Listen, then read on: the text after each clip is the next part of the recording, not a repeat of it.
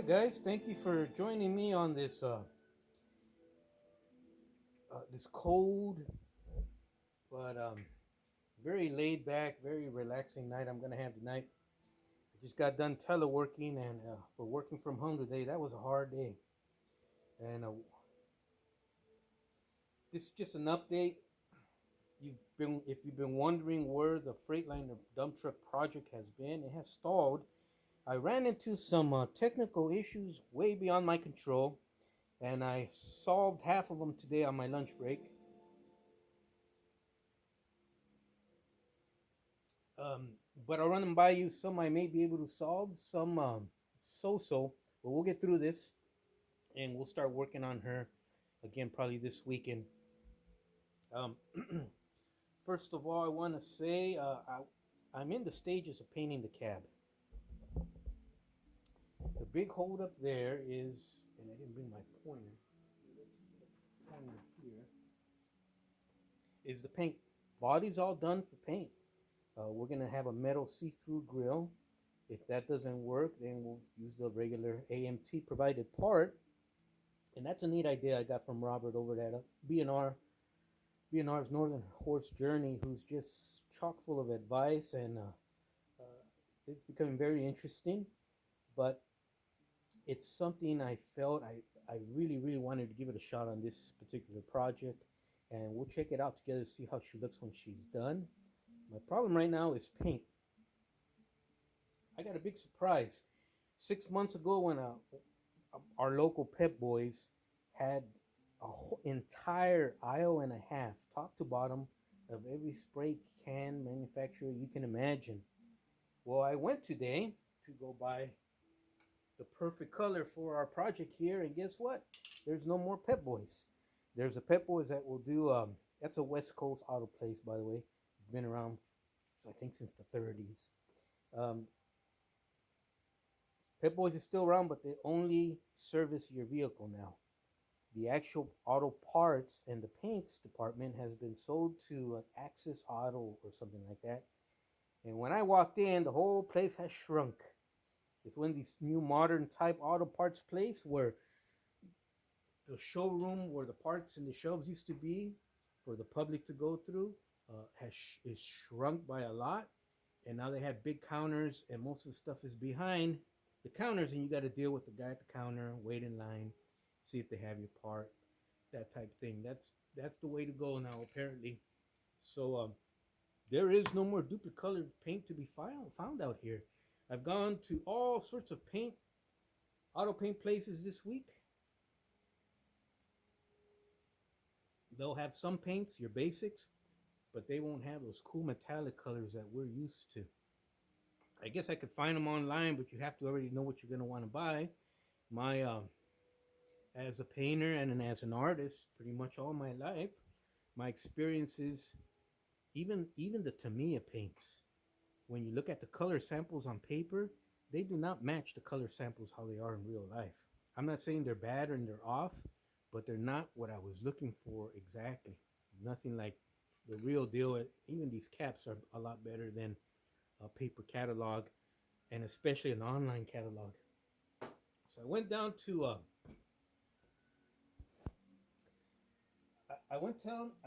to Brooker's Hobbies,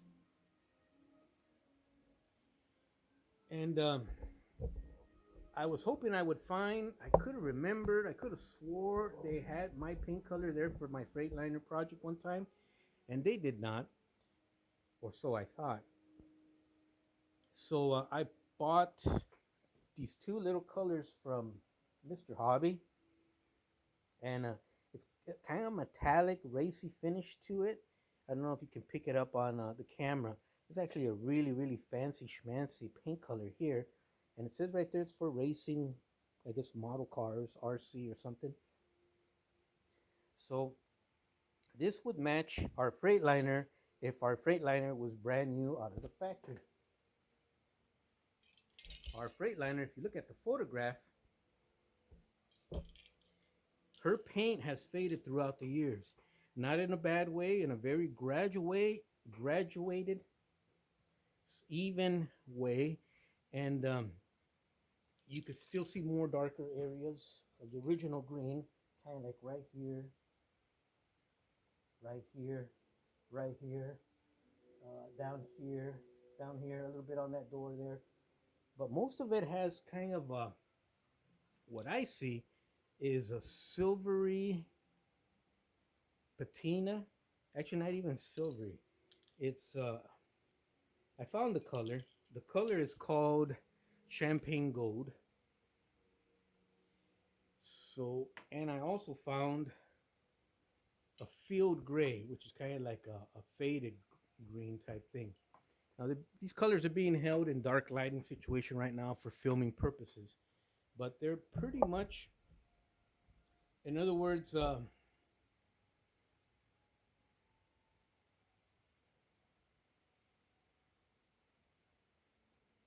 this will be my base. We'll thin this down. No, this will be my base. We'll shoot that snazzy green color on there. Uh, thin coats so our base shines through, and then we'll go back and give it a wash of this so you get that patina. And that's what that is right there. It's not a word I like to toss around in the hobby world, especially when you're dealing with big rigs or armor or trains, but it's got a certain hue, a certain patina. It's got slight streaking on there. We're going to replicate all that. It's just the way it's going to be. And I would not be able to sleep in my own skin if I didn't do that. So we're going to replicate that um, using a combination of all these paints. We'll decanter the cans, we'll thin it down, we'll spray some samples, we'll experiment, but we'll get it down right. Uh, by the way, these four paints, two spray cans and the two little bottles you see there, that was 30 bucks, $30. I get home just before I shot this video. I'm setting up the tripod to shoot this video. I'm moving a bunch of stuff I have on the floor here right by my feet, including some paint cans, and guess what I come across? I could have swore I saw that color once before. There it is. I knew I've seen it before, and I had it. That's the paint we used on the Diamond Reel, the Marilyn Monroe Diamond Reel project we did way back when. And if you have not seen that project, I highly, highly encourage you to go check that out. Maybe the first couple episodes and maybe the last couple episodes, just to see what you can do with just a pile of parts and a dream and a little bit of fire in your belly and a little bit of passion in your heart and your imagination and a whole bunch of YouTubers on this channel, on the YouTube Modeling Network, guiding me along with just nothing but encouragement and love and stuff. So check out that diamond reel, and that sold me on the 125th scale big rig modeling, but especially here on YouTube. I don't have enough. I'm I may be able to pull a rabbit out of my ass and just barely have enough to cover my cab. We're gonna decant that and see if that's true. But if not, at least I know now the color, the number. I can order this online and probably have start painting it next weekend. Not this weekend, but rather next weekend. And I think that's the way I'm gonna go. We're still gonna go ahead and do our base color, the ones I showed you, that champagne brown, and we'll streak it. We'll use a wash of this guy here. Different combinations, so $27, $30, not necessarily thrown down the drain. We will be using some of it, and we'll use it for future projects. But the cab will turn out hopefully like $1,000,000. And to your new modelers or these modelers I've been trying to encourage here, if I mess up painting the cab of the Freightliner, put it down, shut off, shut off the compressor, go inside, make yourself a cup of coffee, call up your girlfriend, or in Mopar Nut 62's case, girlfriends, and go out, have a good time, and come back to this the following week, and you just take that paint off with. There's different methods of doing it.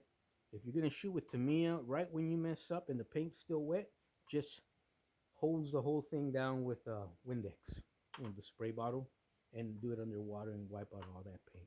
But don't panic, don't freak out. Even if you're wiping out the paint and you take the rivets off with it, don't freak out. Let it dry, reprimer it, and put your rivets back on. Nothing's fatal in this hobby. Only thing that would be fatal is if you quit and left the hobby, right? Um, Incidentally, yeah, my videos are kind of wacky and goofy and stuff, and I shoot off the hip, no script.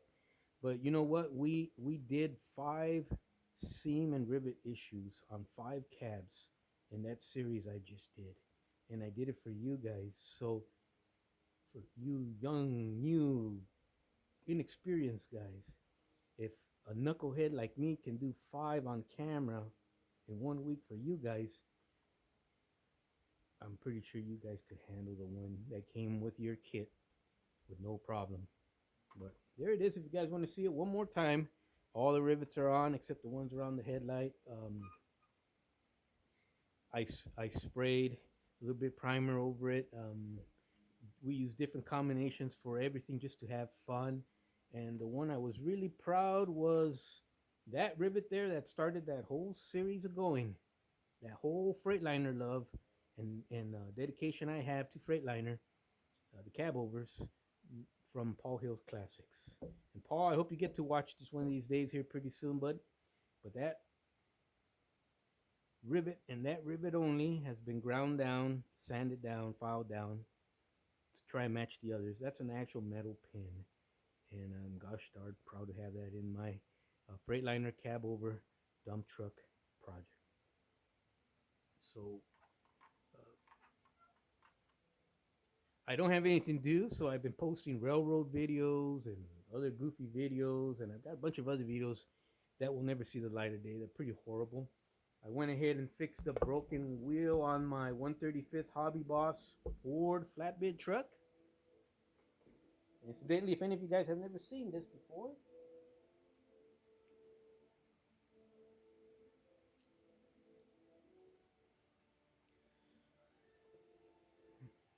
so that and the Merc of a Tank were the first 135th scale model kits. I bought them during the pandemic lockdowns, the first one. Those were the first 135, the 135th scale kits, brand new in the box I ever bought from a hobby store about 3.5 years ago. And as all the parts started to melt on me, because they use real soft styrene on their kits, I just started beefing everything up with brass.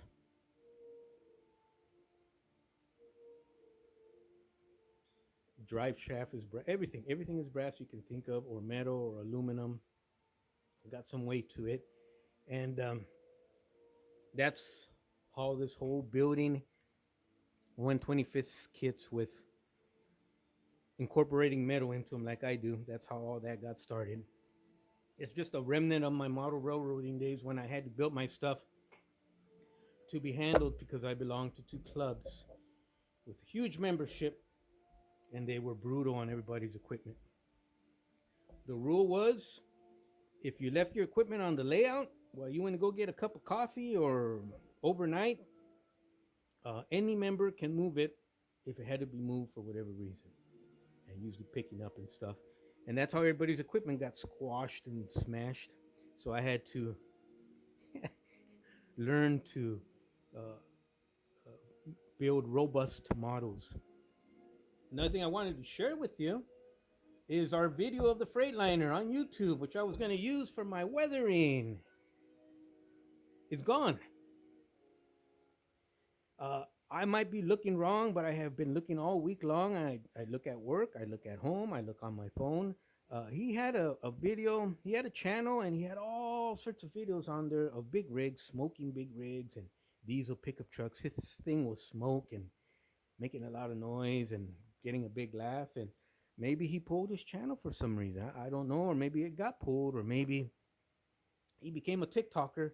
But anyways, our video is gone. We're gonna have to do the weathering based on my old videos where I have screenshots and video clips of this Freightliner running around in Texas. So that's going to add a little bit more time to the build, to the completion date. The truck is almost done, guys. The model, the build, everything, the dump truck is almost done, but we'll get there. So the paint, the video got pulled. Um, Let me show you what we have to do next. On our cab, basically, it's just the paint. Once the paint is done, we'll add the mirrors. I'll probably use my metal brackets to mount the plastic AMT mirrors upon. The metal grill work, of course, the headlights, the windows, the cab, all easy stuff. No smokestacks are necessary because our exhaust stacks on this dump truck are routed.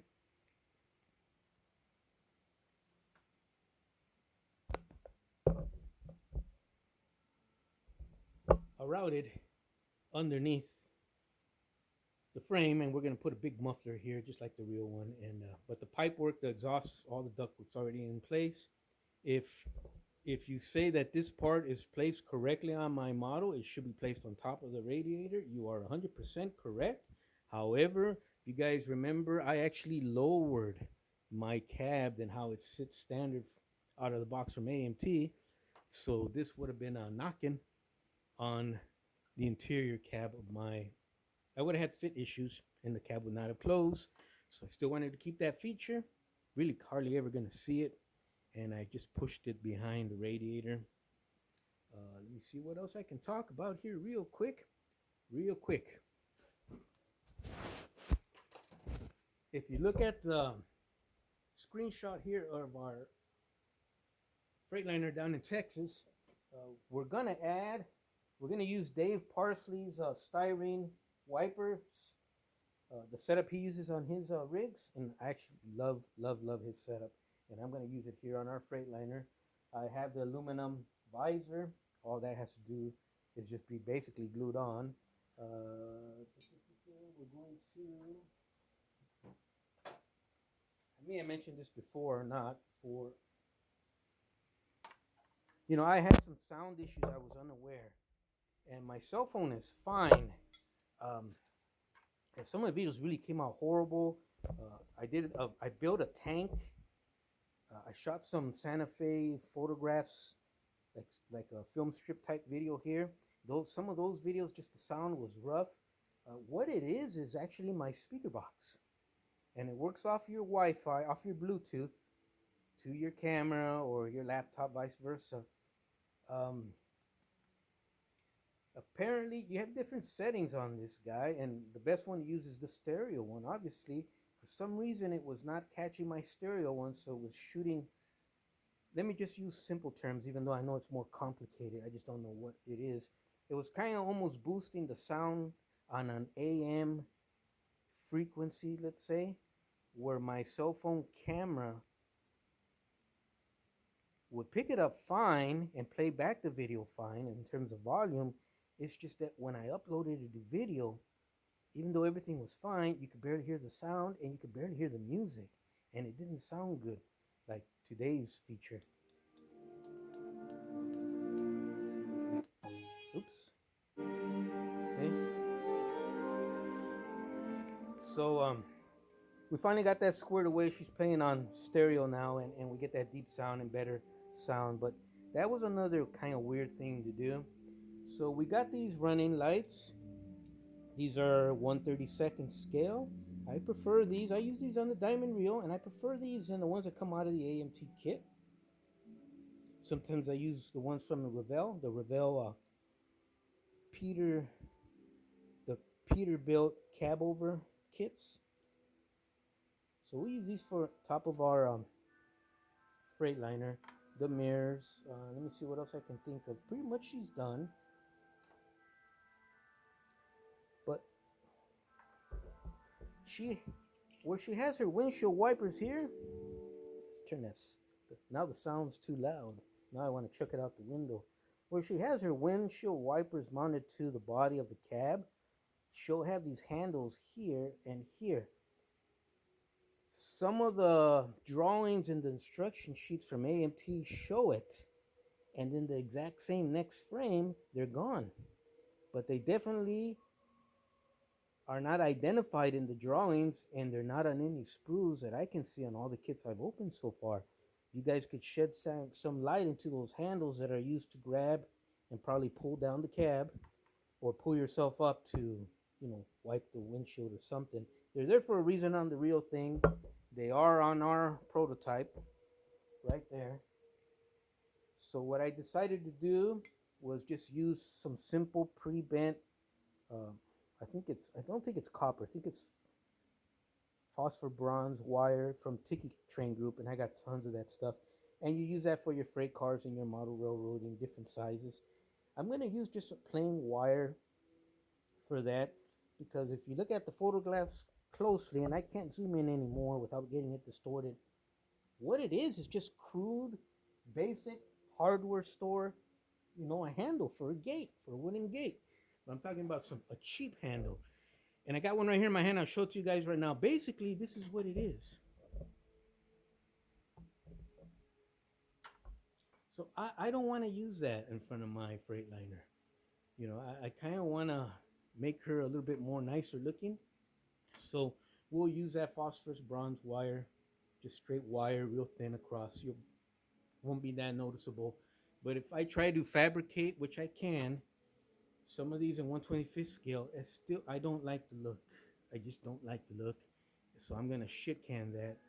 And check out your AMT drawings, your AMT instruction sheets to see what I'm talking about. How the drawings show them, and then they're gone, and they're never identified or mentioned in the drawings or the instruction sheet. In this case, let me see what else can I talk about here. Uh, while we're waiting, this project's going to come to an end. I'm not going to start my next build probably for about a month and a half. What I started already last night, and I already started selling, is I have to clear the workbench. I got a lot of stuff I got to put online for sale. I got a big train collection, old scale brass Union Pacific collection. I have to liquidate here. Uh, so I'm gonna be I'm gonna be concentrating on that for about a month. I got to generate that revenue again, and yeah, I'm gonna start up that part of my business again because that was good money coming in, but that was fun money, man. That was a blast, and I'd like to experience that again. And I really miss those times, and I miss walking around like you know, like a New York pimp with a roll of cash in my pocket. But we'll work on that. Uh, as I start to slow down on the sales, I don't want to sell everything I got. Just certain things to get some cash flowing again. I already had my old scale dealer buddies send me emails and welcome me back and stuff. So that was a good feeling, man. That was a good feeling. And between these two hobbies and getting close to retiring and it's a good feeling. I'm in a good spot right now, and you guys actually are a big part of that. So I want to thank you guys for that. And so I'm gonna bring in some. I'm gonna bring in some temporary mini projects. I haven't chosen which one I'm gonna work on, but this might be one of them here. It's 135th. Yeah, yeah, that's right. It's a Gran Torino, all right. But I got a surprise on what I'm gonna do with this guy here, and it's nothing you guys expected. And it should be a fun little project and kind of quick. We'll add a bunch of metal to it like we always do. But I got a little surprise regarding this. I already bought the extra parts, the custom parts I'm going to need in order to do this. And another project I'm working on, or I want to work on, is you see our little Ford truck? I actually managed to get these wheels and rims in 125th scale. Once I got them and I liked them from Seams Unlimited, I said, you know what? I'm going to build this truck in 125th scale. And I believe Robert at B&R has already done something like this. His is beautiful. Mine's going to be mine. I'm not even going to say mine's going to be a kit bash. Mine's gonna be more of a kit smash.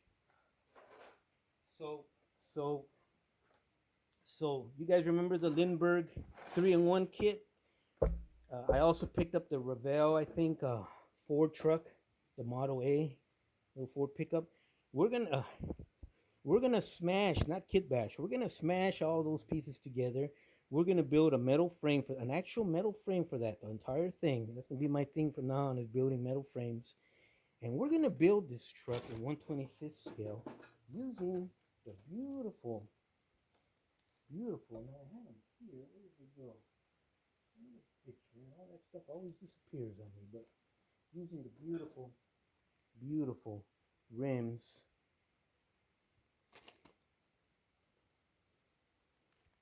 This is put some light on here, man.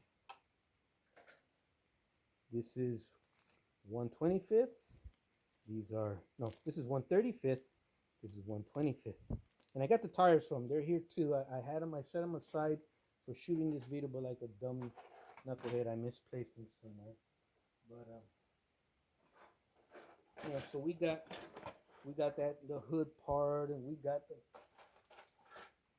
the bed and the chrome and the engines and all that good stuff, and the bodies are here lying somewhere. Ah,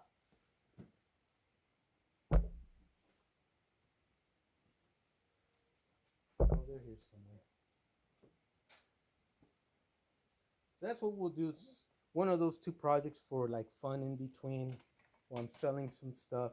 And it'll just be fun. We'll just check back once in a while, see how much fun we're having on that. It'll be the Gran Torino or the truck. Um, let me see. Let me see what else I can show you guys. Oh, there's the tires right there.